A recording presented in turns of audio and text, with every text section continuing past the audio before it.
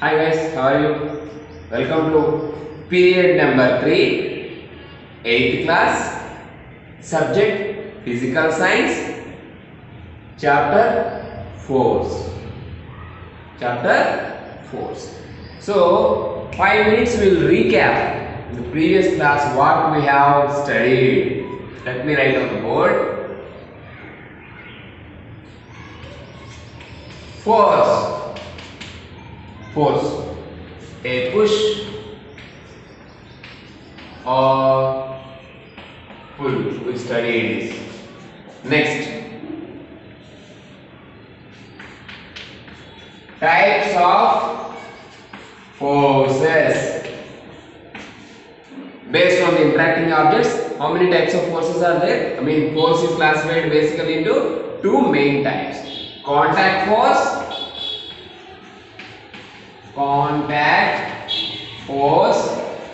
Second one, non-contact force.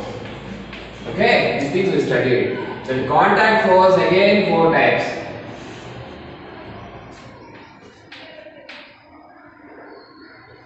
Muscular, frictional,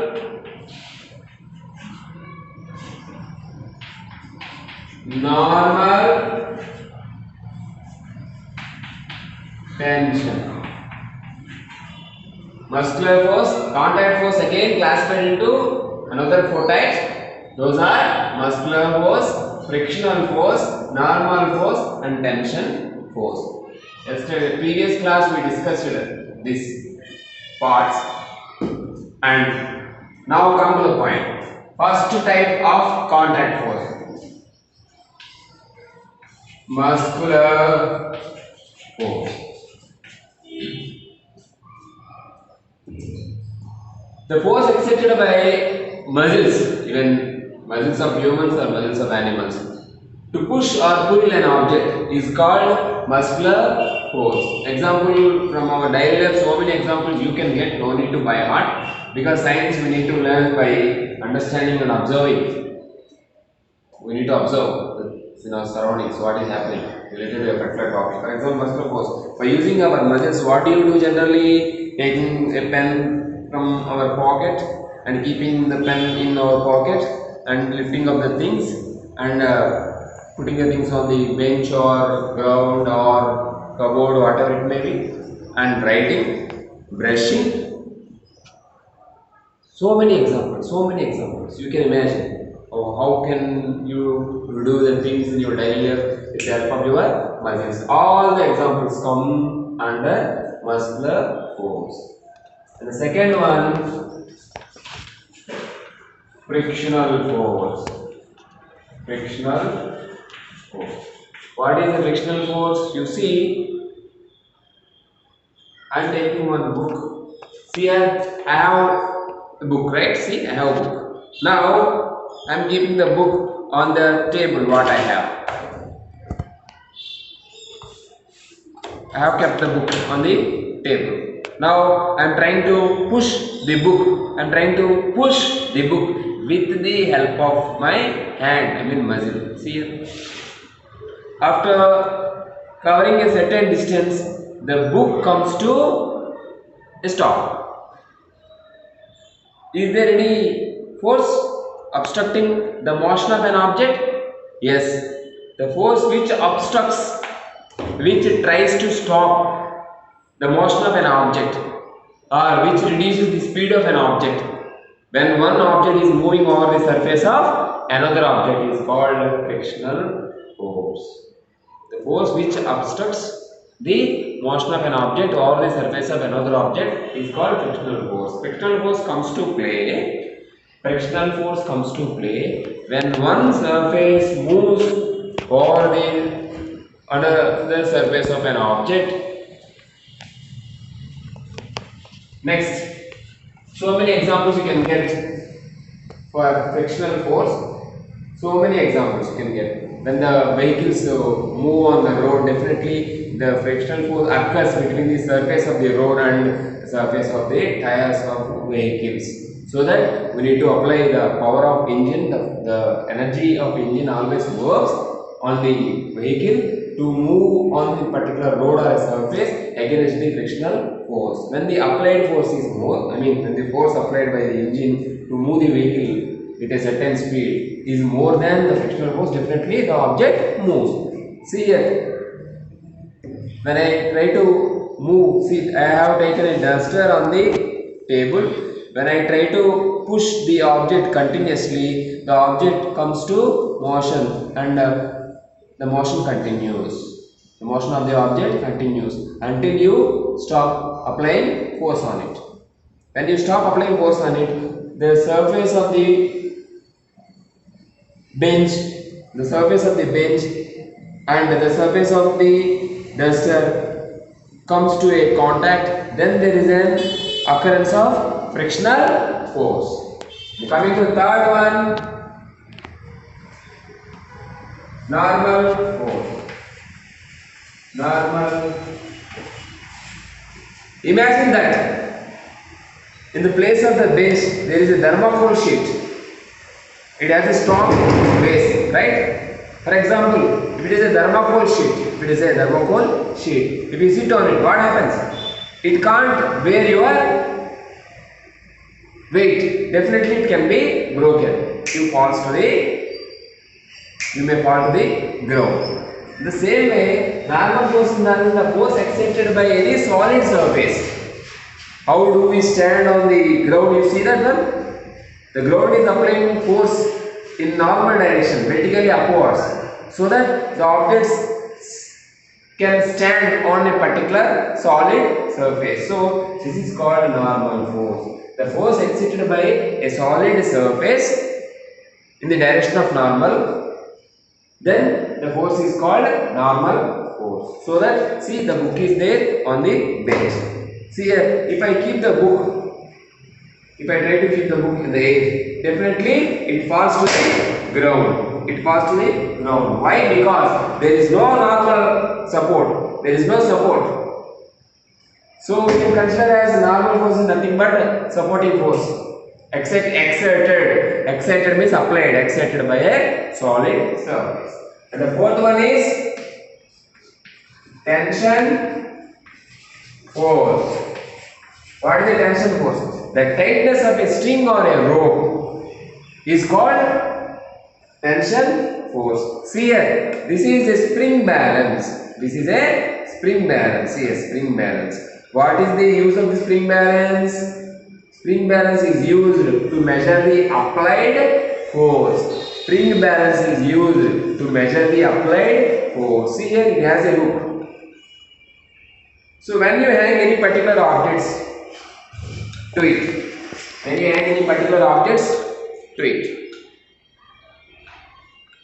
I am trying to hang this.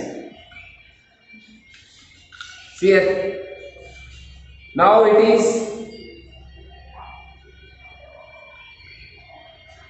attached to the hook, so that the support by the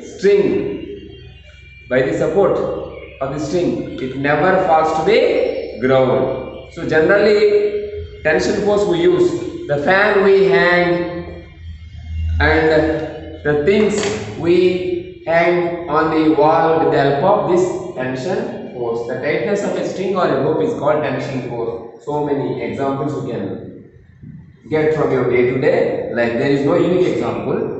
So many examples. So these are the parts of contact force. Now we will go to types of non-contact force. Non-contact force. Okay, first we recall this.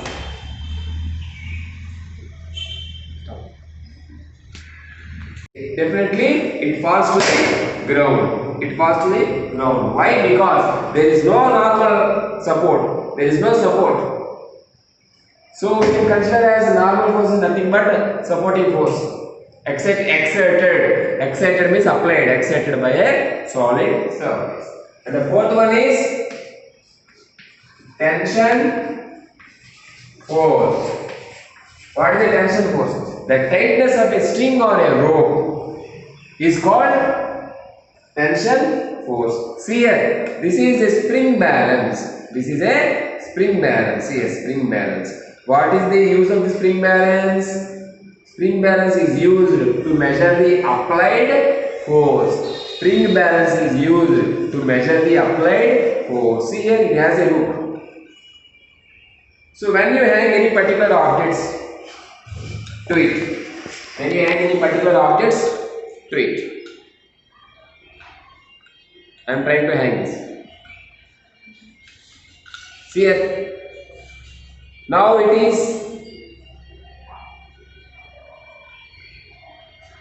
attached to the hook so that the support by the string, by the support of the string, it never falls to the ground. So generally tension force we use, the fan we hang and the things we hang on the wall with the help of this tension force. The tightness of a string or a rope is called tension force. So many examples you can get from your day to day, like there is no unique example. So many examples. So these are the parts of contact force. Now we will go to types of non-contact force. Non-contact force. Okay, first we recall this.